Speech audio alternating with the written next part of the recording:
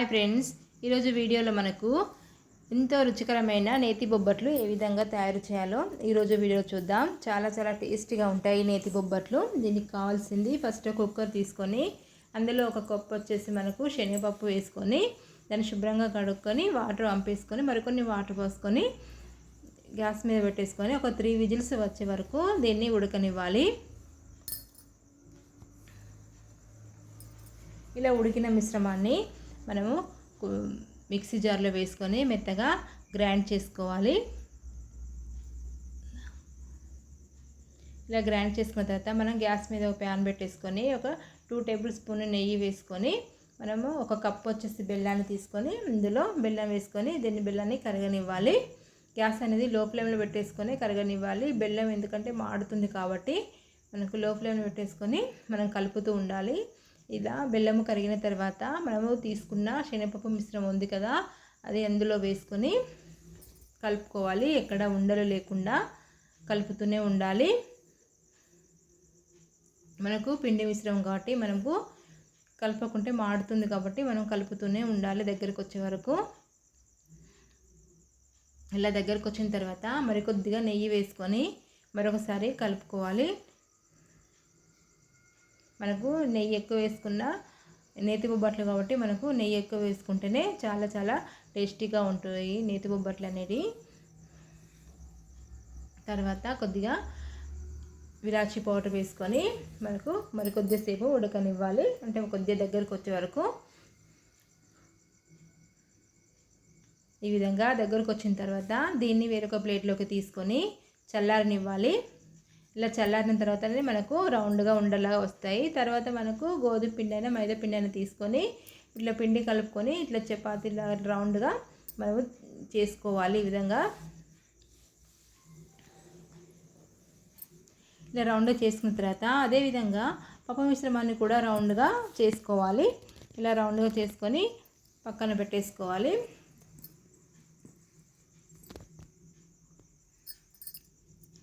ఇలా చేసుకున్న తర్వాత మన పిండి మిశ్రమం ఉంది కదా, దాన్ని ఈ విధంగా ప్రెస్ చేసుకోవాలి. ప్రెస్ చేసుకొని మనం పప్పు మిశ్రమాన్ని ఇందులో పెట్టేసుకొని క్లోజ్ చేసుకోవాలి. చాలా సింపుల్గా మనకు ఇవి నేతి బొబ్బట్లని తయారు చేసుకోవచ్చు. మనకు ఎక్కువ ఖర్చు కూడా ఉండదు. మనకు త్వరగానే ప్రిపేర్ చేసుకోవచ్చు. ఇది ఎప్పుడు తినాలనిపించినప్పుడు అప్పుడు మనము ప్రిపేర్ చేసుకోవచ్చు. దీన్ని ఈ విధంగా చేసుకున్న తర్వాత ఒక కవర్ తీసుకొని దానికి ఆయిల్ అంతా అప్లై చేసుకోవాలి. చేసుకొని ఈ పిండి మిశ్రమాన్ని ఇందులో పెట్టేసుకొని ప్రెస్ చేసుకోవాలి. మనకు చేతితోటైనా ప్రెస్ చేసుకోవచ్చు, మనం లేకుంటే ఇట్లా ఈ విధంగా ఒక ప్లేట్ తోటైనా మనం ప్రెస్ చేస్తే అది ఈ విధంగా మనకు పెద్దగా వస్తుంది. ఒక పూరి టైపు మనకు పెద్దగా వస్తుంది. ఇలా అయినా ప్రెస్ చేసుకున్నా బాగానే ఉంటుంది. కాకపోతే మనకి ఇంకొద్దిగా పలసగా కావాలనుకుంటే మనకు మైదా పిండి కాబట్టి మనకి ఎంత ఒత్తుకుంటే అంత పలసగా వస్తుంది. కాబట్టి ఈ విధంగా మనము పలసగా అనేది చేసుకోవాలి.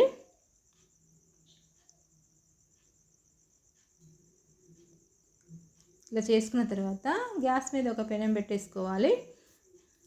గ్యాస్ మీద ఒక పెనం పెట్టేసుకొని కొద్దిగా నెయ్యి అప్లై చేసుకొని దీన్ని 2 సైడ్ కాల్చుకోవాలి. ఈ విధంగా మనకు కొద్దిగా నెయ్యి పోసుకుంటూ 2 సైడ్ కాల్చుకోవాలి. మనకు నెయ్యి వేస్తేనే మనకు ఈ బొబ్బట్లు అనేది టేస్టీగా ఉంటాయి కాబట్టి మనకు కొద్దిగా నెయ్యి పోసుకుంటా మనము 2 సైడ్ కాల్చుకోవాలి.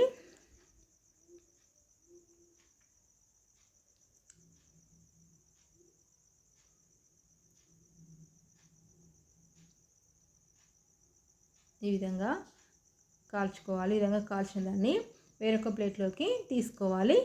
అదేవిధంగా సేమ్ మిగతా పిండిని కూడా సేమ్ ఇదే విధంగా చేసుకొని ఒకదానికొకటి కాల్చుకోవాలి.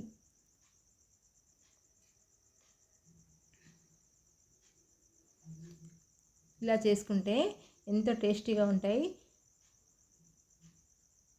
మనకు పిల్లలైనా పెద్దలైనా చాలా ఇష్టంగా ఈ బొబ్బట్లు అనేది తింటారు. చాలా మెత్తగా స్మూత్గా ఉంటాయి కాబట్టి మనకి ఎవరైనా మనకు తినడానికి ఇష్టపడతారు.